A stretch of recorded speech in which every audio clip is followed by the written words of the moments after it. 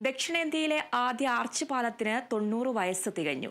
പെരിയാറിന് കുറുകെ നേര്യമംഗലത്ത് പണി കഴിപ്പിച്ച ഹൈറേഞ്ചുകാരുടെ നേര്യമംഗലം പാലമാണ് 8 പതിറ്റാണ്ടായി ഇടുക്കിക്കാർക്ക് പുറംലോകത്തേക്കുള്ള വാതായനം തുറക്കുന്നത്.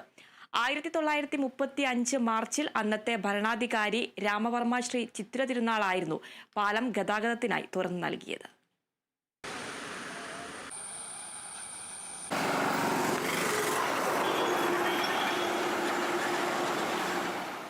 ഇടുക്കിക്കാർക്ക് നേര്യമംഗലം പാലം ഗതാഗത മാർഗമാണെങ്കിൽ അയൽ ജില്ലകളിൽ നിന്നെത്തുന്നവർക്ക് ഈ പാലം പെരിയാറിന് മുകളിൽ വനത്തോട് ചേർന്നുള്ള കൗതുക നിർമ്മിതി കൂടിയാണ്. കേരളം അതിജീവിച്ച് രണ്ടാമത്തെ പ്രളയത്തിനും മുൻപുണ്ടായ ആദ്യ പ്രളയത്തിന്റെ അതിജീവന ചിത്രം കൂടിയാണ് നേര്യമംഗലം പാലം പകർന്നു നൽകുന്നത്.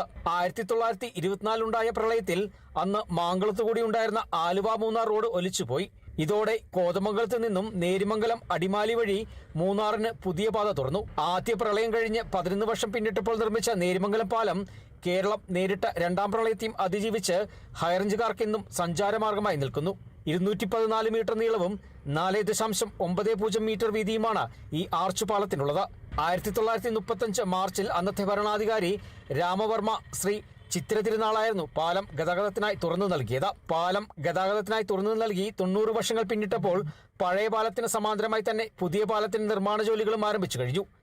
നിലവിലെ പാലത്തിലെ ഗതാഗതക്കുരുക്കാണ് കൊച്ചി ധനുഷ്കോടി ദേശീയപാതയിൽ ഇന്നുയരുന്ന പ്രധാന പരാതി. പുതിയ പാലം ഈ പരാതി പരിഹരിക്കും. ചരിത്രങ്ങൾക്കും പരാധീനതകൾക്കുമപ്പുറം മണ്ണിനോട് പടവെട്ടിയ ഒരു ജനതയുടെ കഥ കൂടി ദക്ഷിണേന്ത്യയിലെ ഈ ആദ്യ ആർച്ച് പാലത്തിന് പറയാനുണ്ടാകും. Bineesh Antony, Kerala Vision News, Idukki.